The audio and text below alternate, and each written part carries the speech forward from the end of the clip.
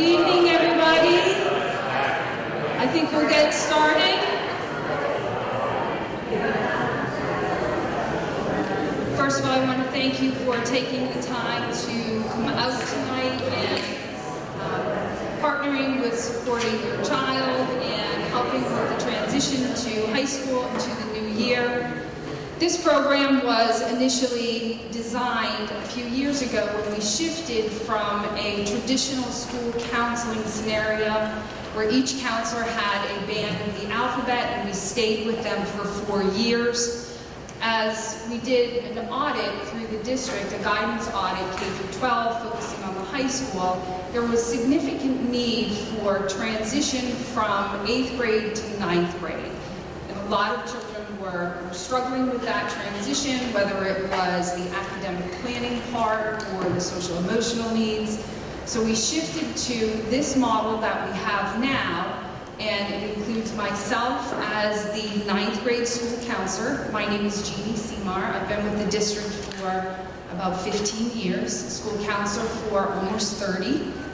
Best place I've worked so far. And after the child leaves 9th grade, they shift to every student having a team of 2 counselors. They will have a traditional school counselor like myself. We call that an SEL, social emotional learning counselor. And then they'll have a college and career counselor for 10th, 11th, and 12th grade. And it will be the same pairing.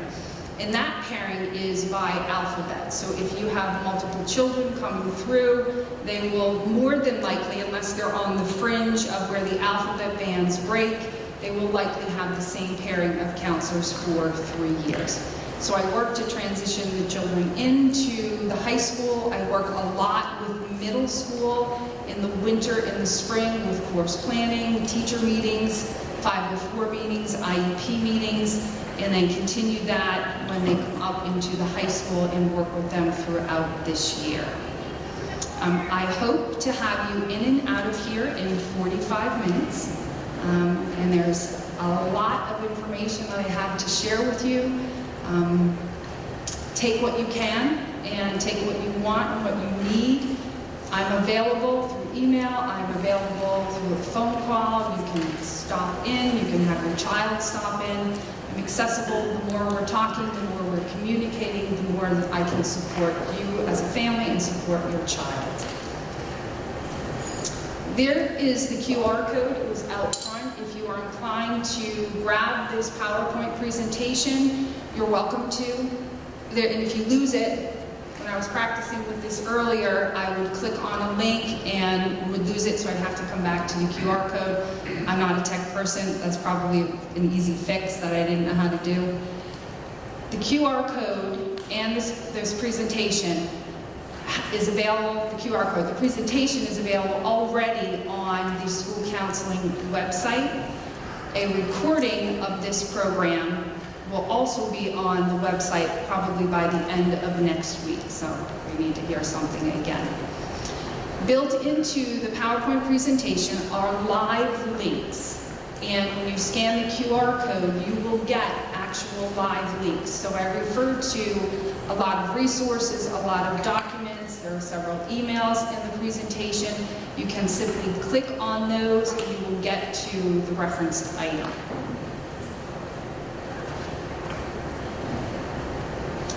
All right, so this is tonight's agenda.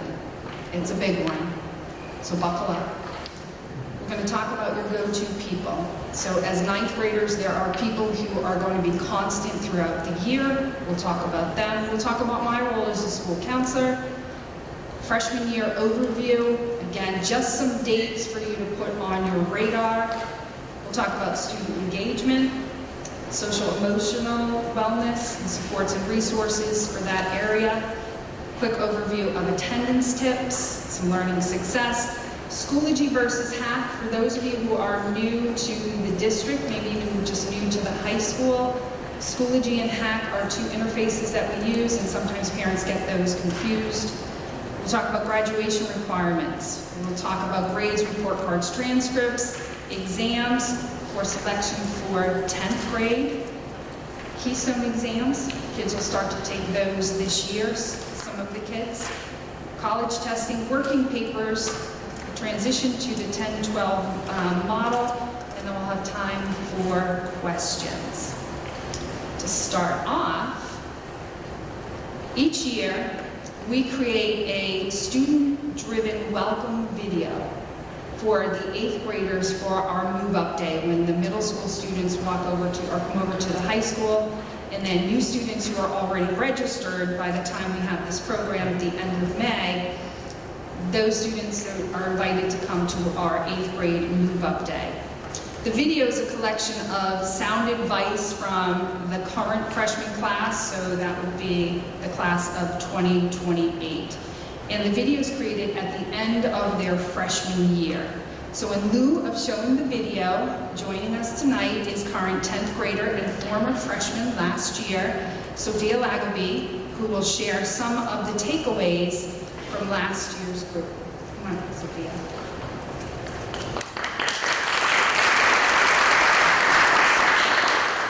Hi everyone, I'm Sophia Lagaby, and I'm just going to talk about a little bit about what Ms. Seymour said and kind of like what's on the slide. The first thing I'm going to talk about is my favorite thing about freshman year. I would say I have like two main ones, so definitely lunch and learn. So for those of you who don't know, we have lunch and learns every block days, so Wednesdays and Thursdays, and it's kind of like an hour-long period of lunch.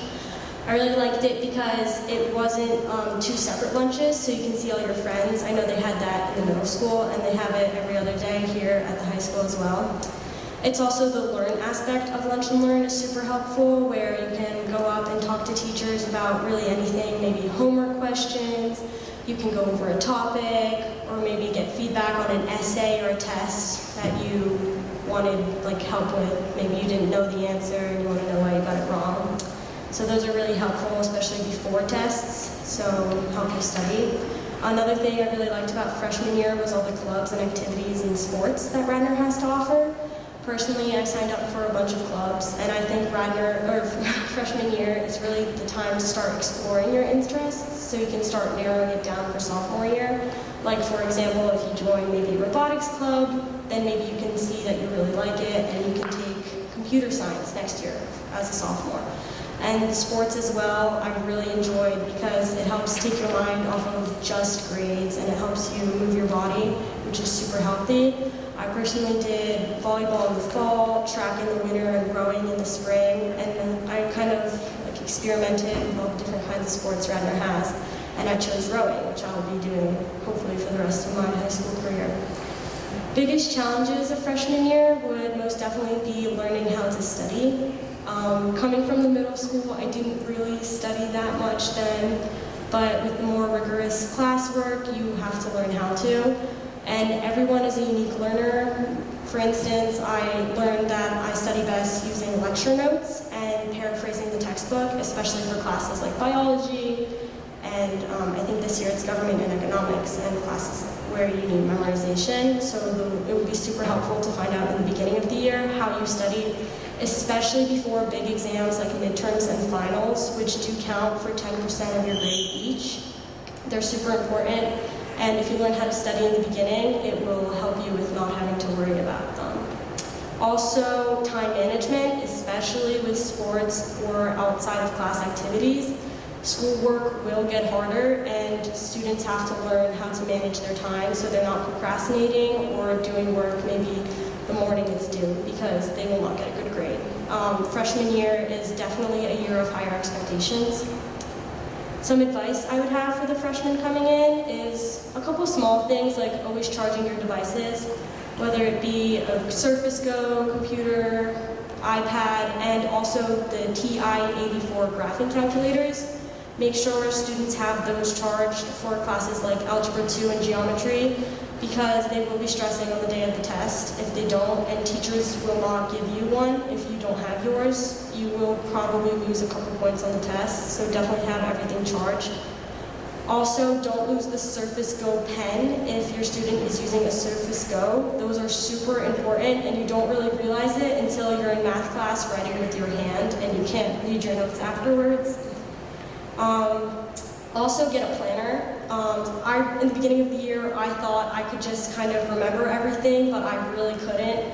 It really just helps to write it down and have that reassurance that it's on paper and you won't walk into class Monday morning and be the kid who asks, "Do we had homework?" Also, be positive is like the main kind of idea of advice for freshman year. We have so many support systems here at Radnor. There's the guidance counselors, the principals, the staff, like the teachers. Everyone is here to help you, and they really do their job amazingly. Radnor is one of the best schools in PA, so there's no reason to stress about freshman year. Yeah, thank you.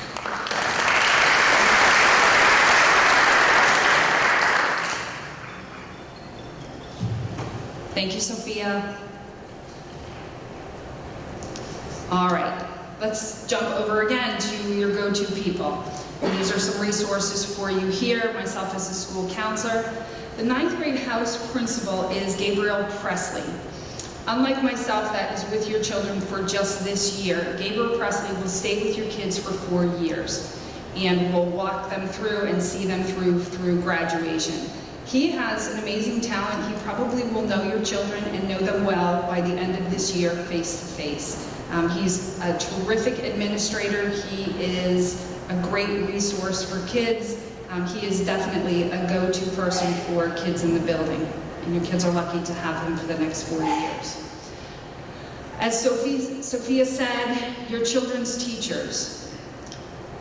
If your child is struggling or you're not quite understanding how things are managed in the classroom, don't ever hesitate to encourage your child to reach out to the teacher directly. And if your child's reaching out to the teacher and they have a little bit of reservation, if they're uncomfortable going face-to-face for the first time, you can coach them. I can coach them. We can walk through the conversation. If they're really resistant, they can do an email.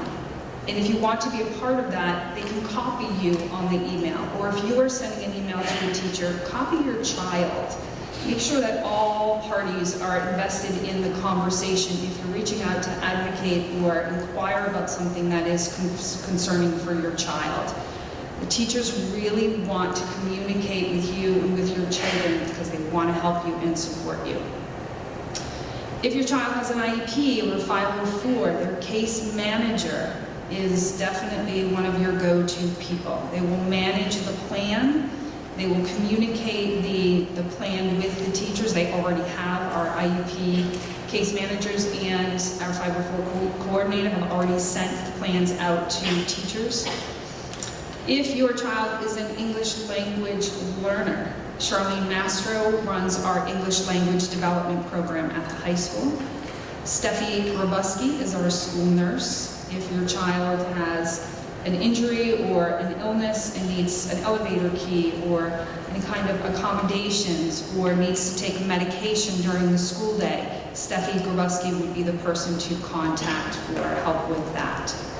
Stephanie Corsi is our attendance administrative assistant. And then your 9th grade class advisor will be with your children for the next 4 years is Dr. Rika Kleiman, one of our school psychologists. She's got more energy than any kid in the 9th grade. She's perfect for that job. So primary focus right now for all of us really is your child's SEL, their social emotional learning transition to the high school. That's our priority, and everybody is looking at your child through that lens. Are they getting to class on time? Do they have the resources they need?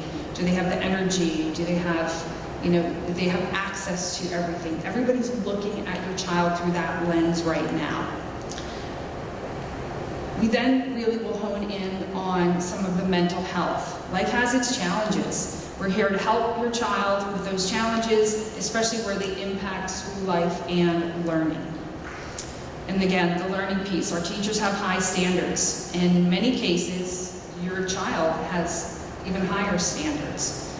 I can help your child understand some of the resources and supports that we'll talk about tonight to get them the help they need to be more successful with their learning and in the classroom. I will meet with every 9th grader one-on-one just to check in real quickly, see how things are going, make sure their schedule's good. Some of the kids, there are 300 kids in the freshman class. I've already started. I've met with all the 504 kids. I'll meet with your kids and kind of tease out how the year is going so far, ask them about things that they want to get involved in, try to help them navigate any challenges. It's going to take me a while to get to all of the 9th graders. I get to them, so if there's anything that comes up, put them in front of me, send them to me, put them in front of me so I can see them and help them and support them sooner than later. I will get to every child by Thanksgiving. With each of your children, midwinter, as we are in the throes of course selection, so I'll say maybe even late November, December, January, and into February, and sometimes a little bit longer, I'll meet with your child and we will do an academic 4-year plan.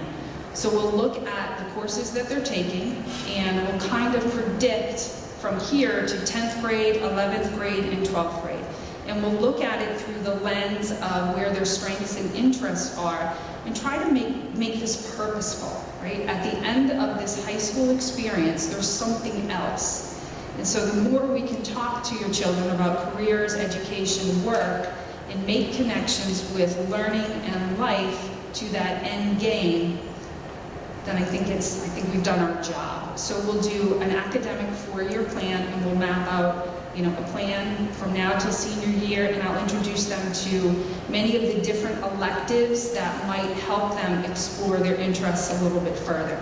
And as we get to junior and senior year, there are a lot of real life experiences beyond the traditional classroom experience. Our technical school program, our medical careers program, there's lots of great things going on out there to help them. We'll shift gears to course selection, just like the middle school. We'll do that in January, February, early March, right up through April. And then I'll work with the current 10, 11, 12 counselors and we'll begin the transition to 10th grade. So new last year, we introduced the monthly counselor chat. So on the second Tuesday of every month at 8:45, sometimes the whole team of counselors, sometimes a couple of counselors will jump into a Zoom and we'll talk to you about what's hot, what's going on within the school counseling department, testing, PSATs, college course selection. We'll give you an update on everything that you could possibly need to know through the school counseling lens. This is a live Zoom link, so if you click on that link, that will get you right into our counselor chat on the second Tuesday of every month at 8:45. And our website has those specific dates on there. So I'm giving you the freshman year overview timeline, just so you can see the big picture of important dates and events in the 9th grade year. All of these are on the district calendar. There's a hard copy of the district calendar out on the table if you'd like a copy of that. And some of these I'll just skirt over, but I really wanted you to have these on your radar. Starting with October 15th, our students will take the PSAT. The 9th graders take a test called the 8-9 PSAT, and it is different than the 10-11 PSAT. It is practice. This is a no stress, no pressure. Your kids can come in and do poorly, and there's no consequences whatsoever. We give it to the kids so that they can practice sitting in that testing environment, and I'll talk a little bit more about that.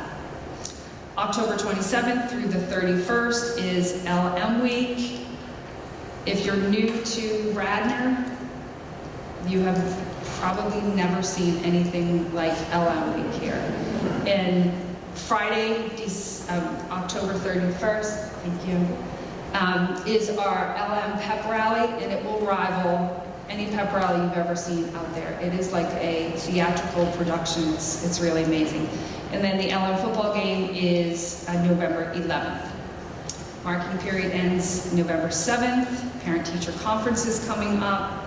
The Keystone window, this is it's a December window. The only kids that would be taking the test in 9th grade would be kids who took Algebra 1 and never took the Keystone test. So if your child's currently in geometry and they took Algebra 1 at a private school or a school out of state, then they would sit for the December Keystone Algebra 1 test. And I'll talk more about all of those tests as we go.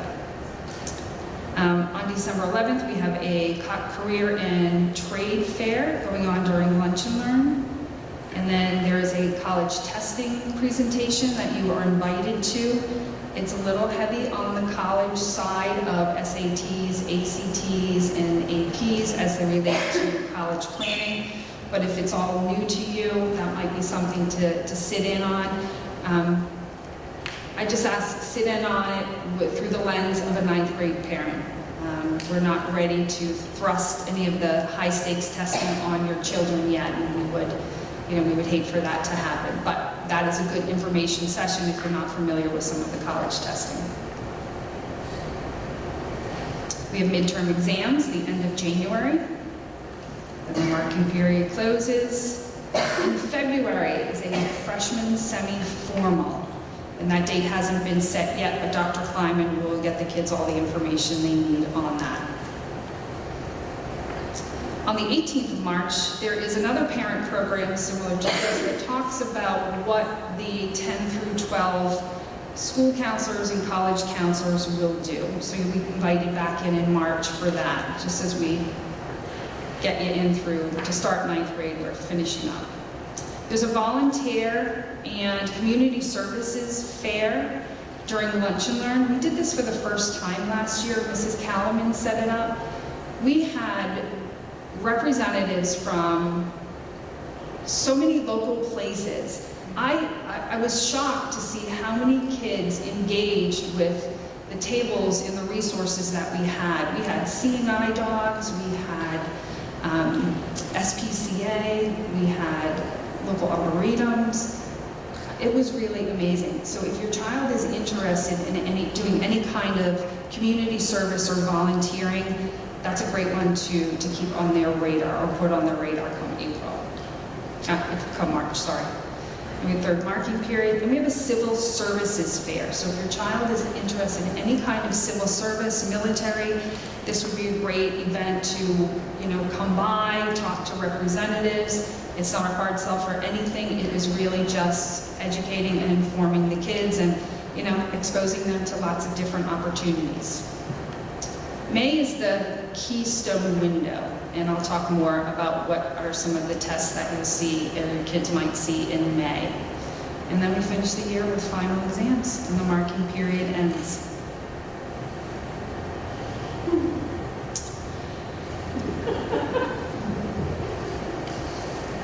All right, so getting involved, school connectedness. Do I have something up there that's not working? Getting your child involved is really a great way to have them connect with peers, other adults in the building, people with other interests, whether that's teachers or coaches, people in the Radnor community. There are over 100 clubs and organizations at the high school. And on Thursday, September 25th, during Lunch and Learn, which is at 11:24 to 12:24 window, there's a club and activities fair. So the clubs and activities there'll be a map, and the kids can follow the map and hit any of the tables that they're interested in and sign up for different clubs and activities. And they can sign up, get information, they can not attend, they can attend a couple of sessions. It's not a commitment, it's more just giving the kids exposure to what's out there. And we have 25 different PIAA athletic teams. If your child's in a fall sport, you've already done the physical and the paperwork to participate in a fall sport, and you're in good shape for winter and spring. You'll just have to do one more permission to treat form. If your child is anticipating doing a winter or spring sport, then there are some guidelines you'll have to follow through our athletic department. I should have put a link there for the athletic department, but you can on our website. You can get all those forms that you need to fill out. And then we have 7 different athletic clubs. If you want to get connected to the Radnor Reader and you're not yet, you can connect. That is a weekly publication that not only gives you information from the high school, but some of the Radnor School District community as well.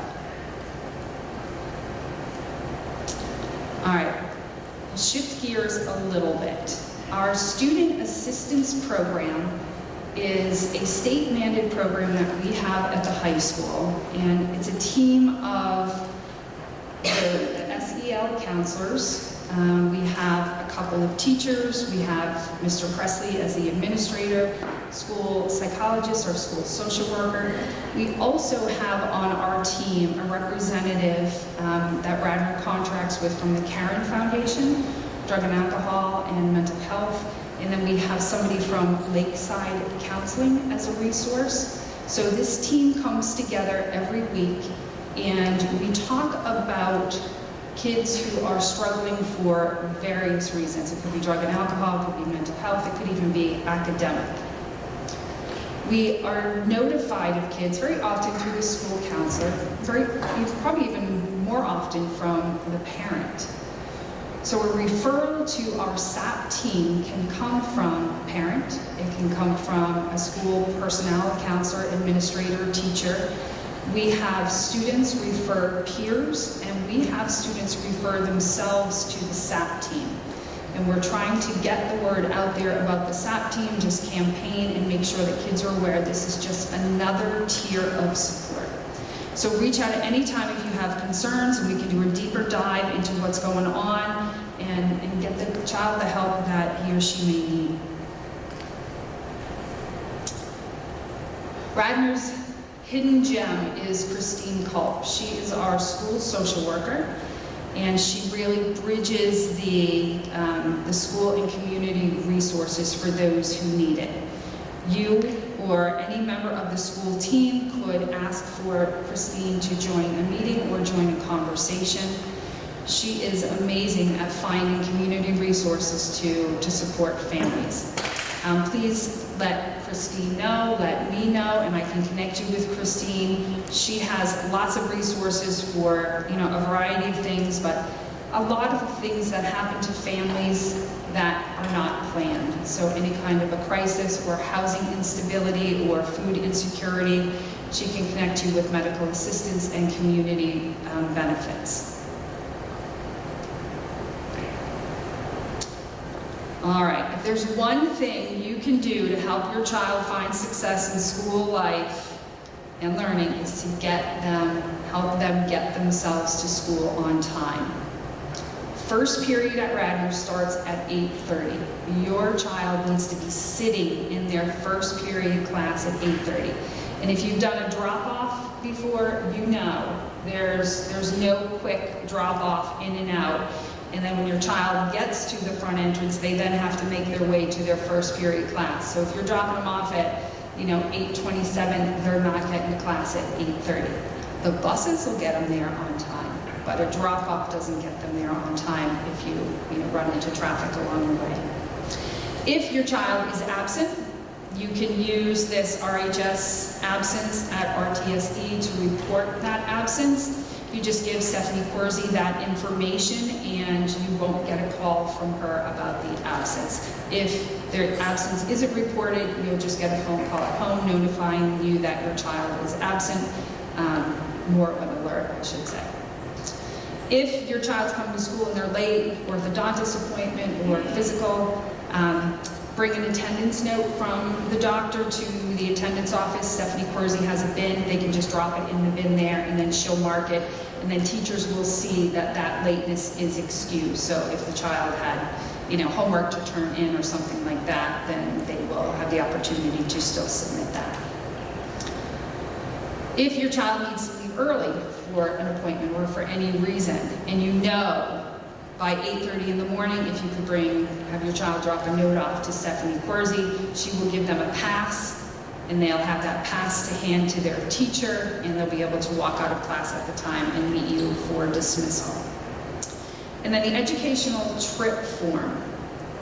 If you're going to be traveling at any time during the school year, If it's educationally related, then those days could potentially be excused. 10 days prior to that travel, submit a travel request form, and then Dr. Mack will take a look at that and he approves it or not, and then those days could potentially be excused. And I know we have kids, who travel for fencing, for curling, who, travel for ski teams, who family needs to travel out of the country for time periods. Pay attention to that educational trip form, and then having those days excused really helps your child with work completion, work makeup. The unexcused days, there's less flexibility for teachers to work with your child on that. Schoology versus hack. Again, for those new to the high school, this may be relevant for you. At the end of tonight, there are links for tutorials for Schoology and for hack. The links that are on here will get you to a place to ask for help. So if you don't have a parent Schoology account or a parent hack account, use the respective link, enter your information, and somebody will reach out to you and make sure that you're set up with both of those. Home Access Center is our online platform. It's kind of the official platform. It has all of your information as parents and guardians. It is access to your child's official schedule, their grades, their report cards. Every 2 weeks, hack is updated so parents will see accurate grades. Versus Schoology, you might see a different grade in Schoology than you see in hack. Every 2 weeks, and at the end of the marking period, the grade in hack is the official grade. Schoology is our learning platform.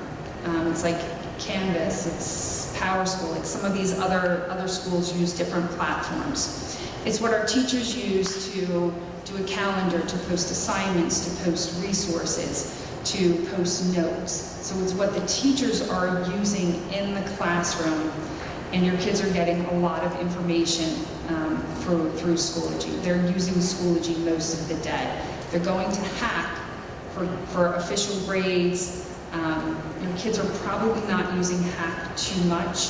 They're probably using Schoology all the time. And again, if you need help, use one of those links. You are eligible for a Schoology account for yourself and for a hack account. All right. Every teacher wants their students to be successful, and they will individually offer a tremendous amount of support for your children. They're accessible, they're available. Even our Lunch and Learn, every single teacher in the building is available 2 days a week, at least, when we have Lunch and Learn. With their high standards, they exist, but our teachers will help your child to meet those high standards. But they need them to have regular attendance, to work hard, and to work with the teacher. Access your teachers, access the resources and supports, additional supports on top of that we have. Sophia talked about Lunch and Learn. We have learning centers. Kids can drop into a learning center and get help with math, English, with a writing assignment. And I'll show you what that learning center schedule looks like right now. At some point soon, our ELP, which is our extended learning program, will open up. And that is tutoring, whether it's math tutoring, science tutoring, organization, time management. There is free available tutoring several days after school here in the building with Radnor teachers, and then also available via Zoom from 6 to 8 at night. And there'll be a schedule that comes out to tell you who's available. It doesn't have to be your child's teacher. It could be just somebody in that same curriculum area. And they have access to all of these resources and all of these supports as often as they want. And I would encourage you to have your kids practice that. Have them stop into the ELP. Have them join a Zoom at night. Maybe sit across from a math teacher and do their math homework and just say, I'm going to do my math homework. If I have trouble, I'll raise my hand in the Zoom, and then the teacher will monitor. And if your child raises their hand, they'll jump in. Or your child can come in and say, we covered this in class today and I have no idea what any of it means. And the teacher will reteach it. So it's a great, great resource. And then we have, during the school day, it's actually an elective course called the Academic Success Center. Students earn a half a credit for it if they take it every other day for a full year, or if they take 2 every other days for it every day for a full year, they can earn a full credit. Right now, many of our kids are in study hall, and that's great. If your kids work independently, if they can organize time management, use that time wisely, that's terrific. If they need a little bit of support and structure, probably what you offer them at home. During that study hall time, we could schedule them for the Academic Success Center class, and then there's a teacher in there that will give them some support and structure. For example, we have a teacher who on Fridays has the kids empty their backpacks and they throw away the gum wrappers and dirty tissues and any loose papers, and they put everything in folders and files that they need. They turn in work that they didn't turn in earlier in the week when they were supposed to. We have another teacher who will make a to-do list for the kids. And by Wednesday, please have these things done. By Friday, please have these things done.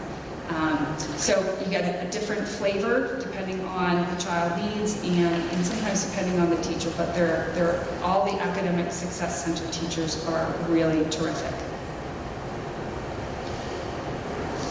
And this is our current Learning Center schedule. And just if you take a look under Science, Period 2, Casey Lamont is available in room 245 to help kids with science. And then Period 5, Dr. Durazzo is available during 5B. You can see math has lots of opportunities. Math has its own math center. So the kids, rather than going to a teacher's room, will go right to a math center, which is a bigger room. And that math center is always crowded.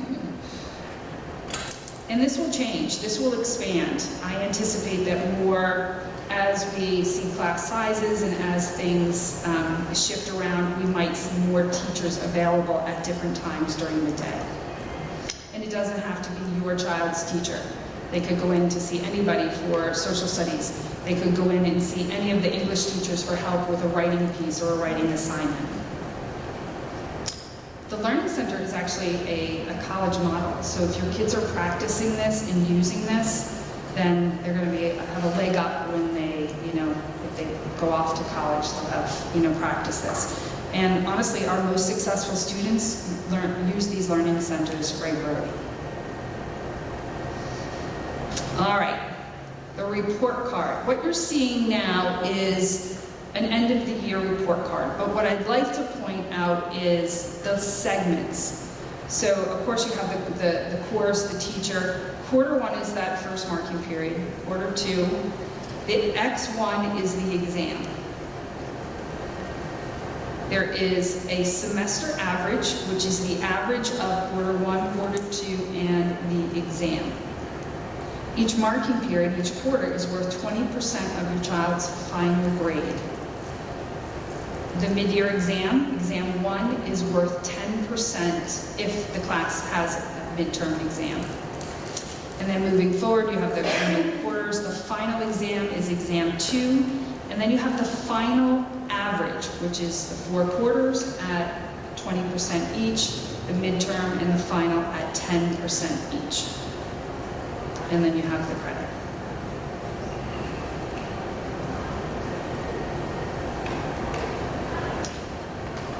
Once the school year is over, this becomes the transcript for their freshman year.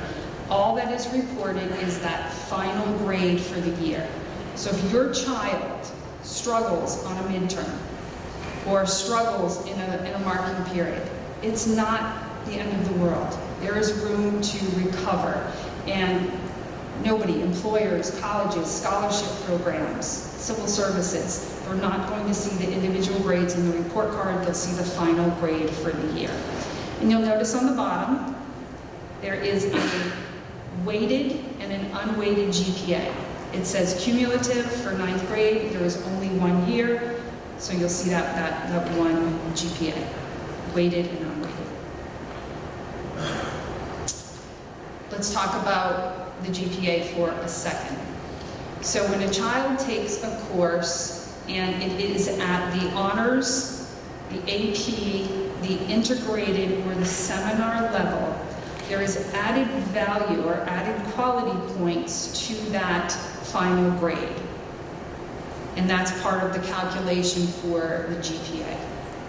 For example, a B that I have highlighted, if your final numerical grade is in that range, then you, in an unweighted course, which is an advanced level course, and many electives don't have any weight to them, that is a 3.0.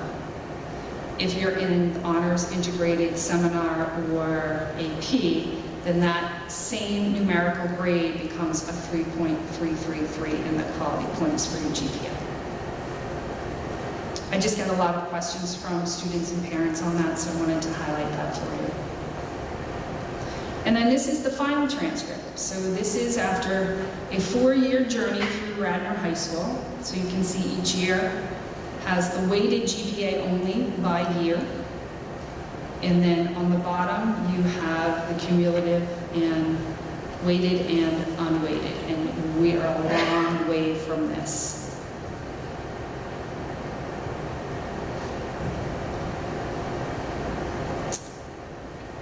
Midterm and final exams, 10% for each of those exams for courses that have them. For courses that don't have an exam, a semester course, it's 50-50 for each marking period. A full year course, it's 25% for each marking period. But for those that have exams, the 10% comes from this exam window. So these are the actual dates for our midterms and finals for this year. End of January. We do our exams 2 curriculum areas on the first day, 2 on the second day, and on the third day is the 5th curriculum area, so English, Social Studies, Math, Science, World Language, and then any elective courses or makeups that the kids need to take, those will be offered on that third day. So for example, if your child is currently taking Geometry and Algebra 2, or is taking 2 languages. There's only time for one exam during that exam window, so then that third day would be the opportunity for them to take that additional exam. Or if they're sick. If they're sick on a day and they can't make it in, they have the opportunity to make it up in that window. And final exams run the exact same way. The only problem with final exams at the end of the year, if your child misses them, and I know a lot of families plan vacations, and then we might have a snow day or 2 or something that extends the year, and you already have your plans, you're invested in your trip, or maybe your child gets accepted to some kind of a volunteer or community service program, and they need to leave early. The kids come back over the summer to take their exams. So the teacher will bring their exam down to our office in a folder with their name on it. When your child is available to come in and take the test, they contact our office, and Mrs. Duncan will coordinate a date and time for them to come in, and she supervises the final exam. That exam then goes into the teacher's mailbox, and it will sit there until the teacher comes back to school, maybe in September, late August, and grades it. So if you miss an exam, of course you make it up. You have the chance to make it up. But it does get complicated. And for some kids, as soon as they walk out of here in June, they lose everything. So having them extend and have to take that exam, 2 weeks, 3 weeks, a month later, can get a little bit complicated. Graduation requirements. So Radnor School District requires 22.5 total credits for graduation. The one that is most critical is they have English every single year.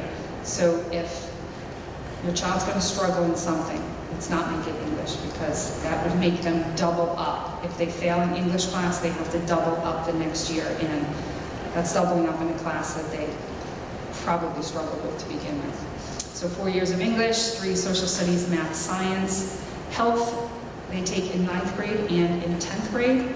There is only the half credit phys ed requirement, we call that wellness year.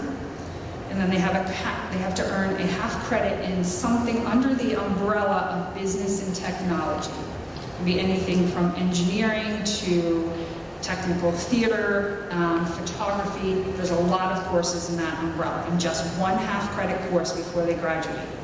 And then they have to earn a half credit course within something art, music, theater, family, consumer science, cooking related. And again, that's a big umbrella. And many of your kids will probably check both of those boxes by the end of this year.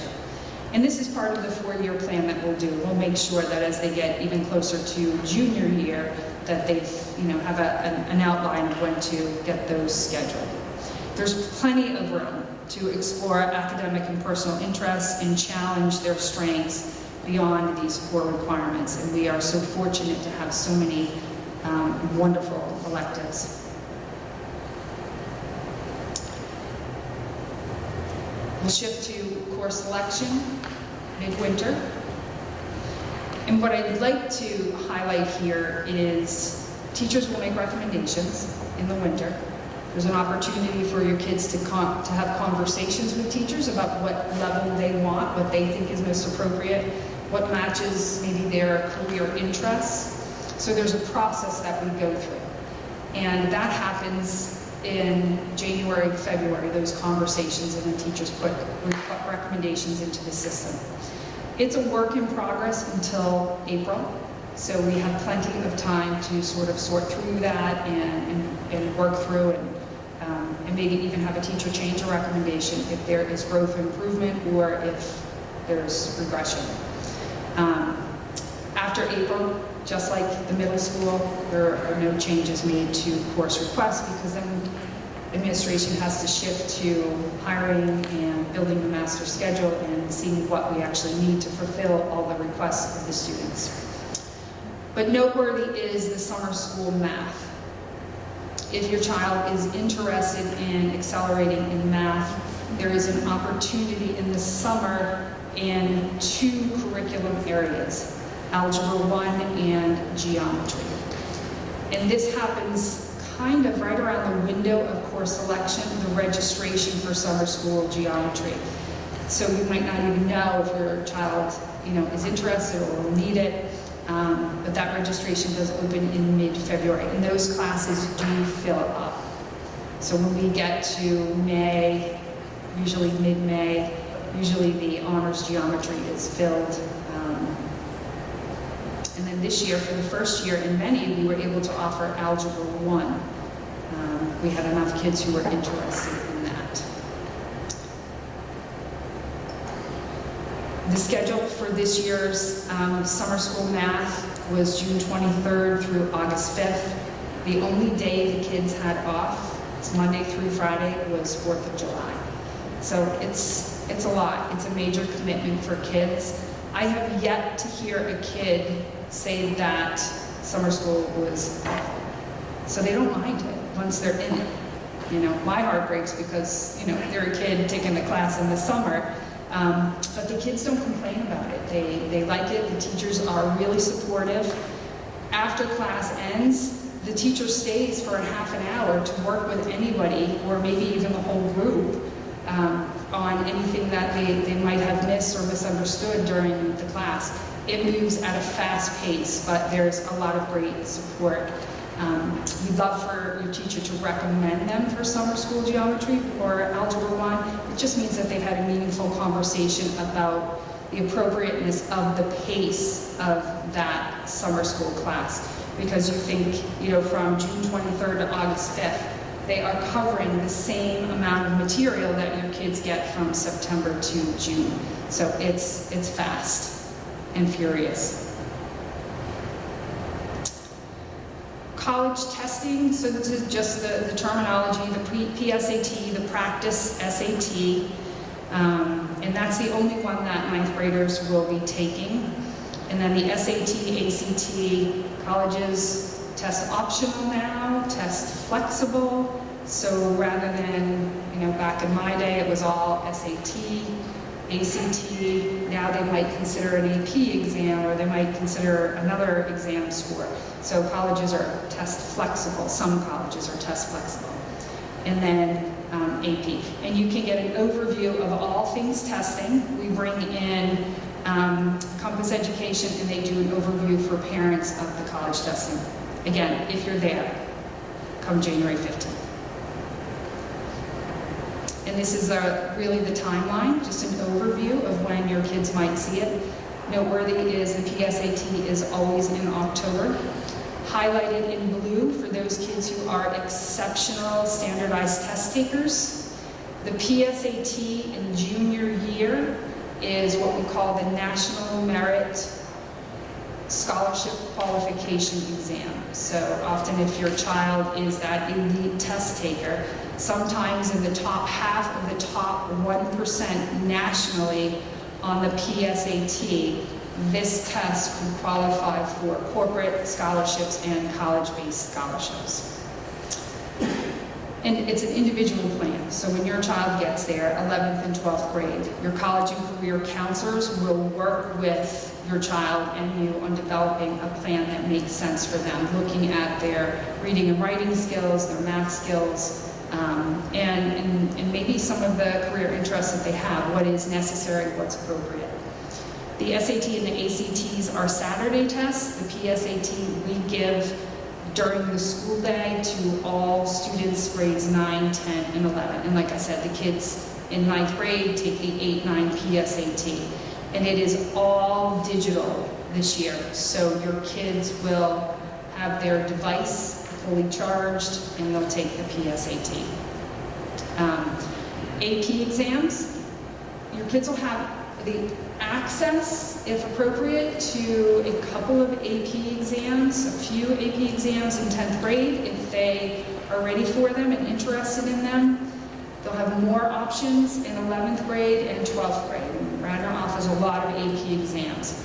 If your child takes an AP course, they must take the AP exam to have that AP designation on their transcript. Otherwise, it becomes an honors designation. And that policy goes back to sometimes in the senior year. Kids will know what college they're going to, and will know that, this college does not accept, these 3 exams unless I get a 5, and I anticipate not getting a 5. And so they'll try not to take the test, and we need for them to take that test. Just know that policy exists. And the AP exams are always the first 2 weeks in May every single year, and College Board sets that schedule, so we have no flexibility with that. Yeah. If they take the test and they get less than 5, is that considered as a negative thing? Probably not, because they just wouldn't share it with the college. Yeah. Now the college might understand our policy. I doubt it, but they could. If they did a deep dive, they would understand our policy and be like, hey, where is that score? Why didn't you send it? And your child could just say, I didn't have a good test day. I didn't do well on that test, and I didn't think it would enhance my application at all. And that's going to be fine. Yeah. Your child owns the right to send those scores to any colleges they choose to. All right, here's some information on the specific PSAT that your kids will take on the 15th. There is a study guide, I think it's on yellow paper out on the table, and then here's a link to the study guide. The one on the table has the date and the times, and these are just some reminders. The kids have to bring a fully charged, updated device. If they use a school-issued device, then they're going to be in great shape. We're going to push out the Blue Book app, and then we make sure we take some time in homeroom, and every child, we make sure that they have the Blue Book app, and they can access the app itself and some of the resources that are within that app, just to kind of look at the test. They'll typically test in their homeroom, but sometimes we have to move blended homerooms. that are 9, 10, 11, and 12th grade, we have to merge kids into other homerooms. That readiness check will occur 2 to 3 weeks before the PSAT. So your kids will have 2 to 3 weeks to take a look at the test format if they want to, look at some practice questions, just learn how to navigate the site so they work out some of those test day jitters. But again, I want to emphasize, this test is truly a practice. There are no positive or negative consequences to your child's performance on taking this, from a school-based perspective. We just want them to become familiar and practice taking it. 10th grade is kind of the same scenario, but of course we want them to take it serious because they might be getting closer to taking the SAT. And then junior year, again, that might give them a good read on how they're going to do on the SAT or maybe even the ACT comparatively. So just have them bring their fully charged device, some snacks, some water, dress comfortably, and we'll talk to your kids about this when we do the digital readiness check. The PSAT score report comes out in December, and students must create a College Board account for themselves in order to access the score. And when they access the score, they actually get a full testing report. So they'll get, every question, the answer they put, the correct answer, the content area, and the level of difficulty. So if they're inclined, they can use that as a practice tool to prepare for, future PSATs and SATs. The biggest issue kids have accessing their College Board account is when parents set up the account for them and parents use their own email address or a different email address than the child uses when they log into the Blue Book app to take the test. So let your child take control over setting up their own College Board account, and hold on to that email address, username, password, because you'll want to access that. And you can call College Board to get that fixed, but sitting in a comfy chair with a pot of coffee in front of you, because it is a good maybe hour and a half waiting time to get somebody to fix that. And again, the parent study guide is linked there. So after 9th grade, you'll shift to the team of 2, and this is the pairing. Sierra Kellerman, as the SEL counselor, works with Kelly Wydek. Right now, they are the very beginning of the alphabet. And then Amy West and Sarah Pace have the middle, and JJ Lemon and Rochelle Goff finish up the alphabet. And again, your child will stay with them for 3 years. And they're amazing. And our college and career folks have totally redesigned our college and career program, and our kids are so much better served now than they were, 5, 10 years ago.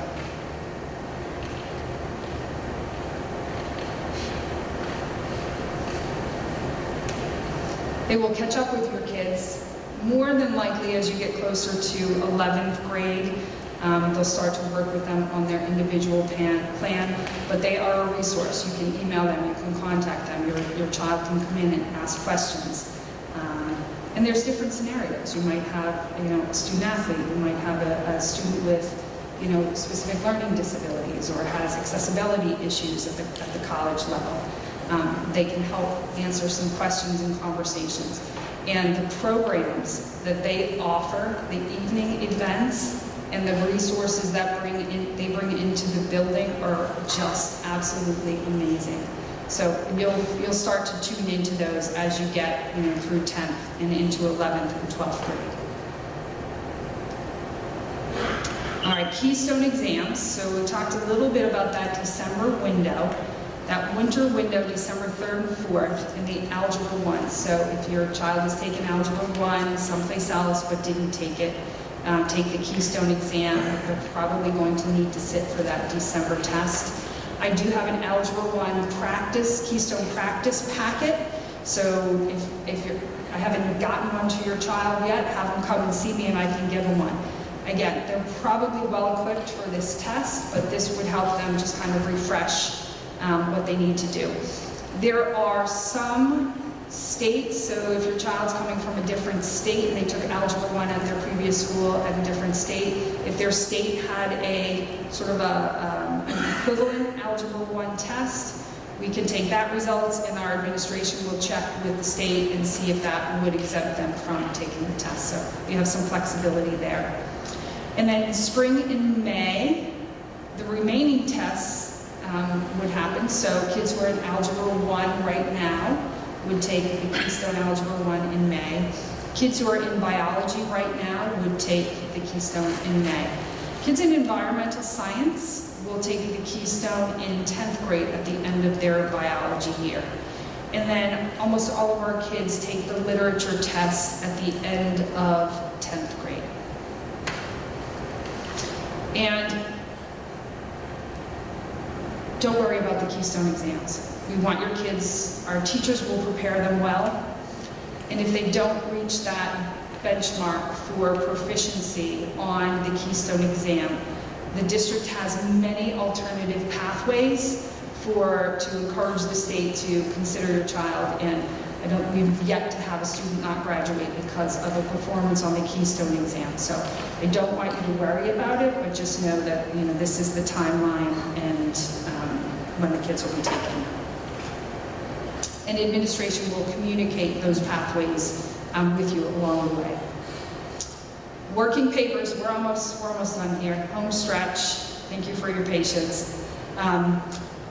Another question that I get a lot of from parents is your child is going to start working somewhere and they're asking for working papers. There is a link here. You can link this and get the working paper.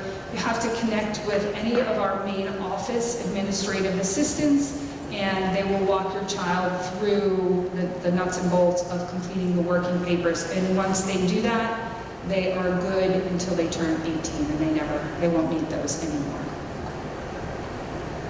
All right.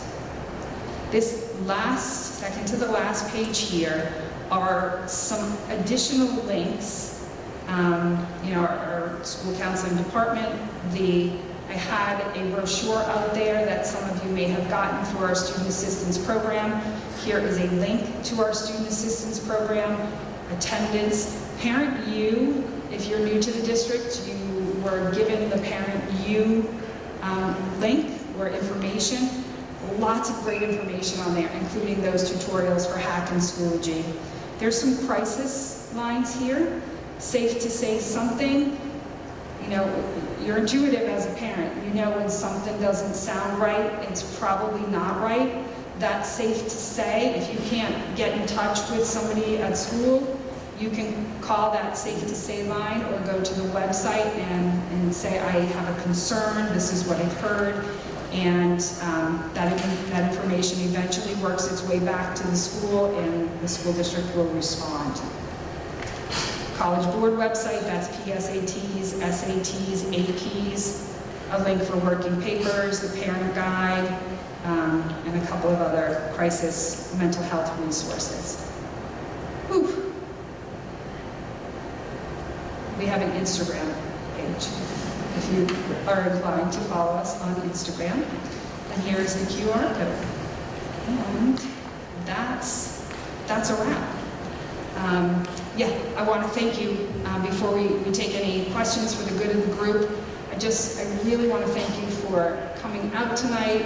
I know it's a lot of information and probably information that you don't need right now at your fingertips, but the design of this is for you to have this as a resource along the year, or if nothing else, walk away from here saying, wait, I could call Mrs. Seymour because she mentioned something like this. All right? All right. Any questions for the good of the group? Yeah.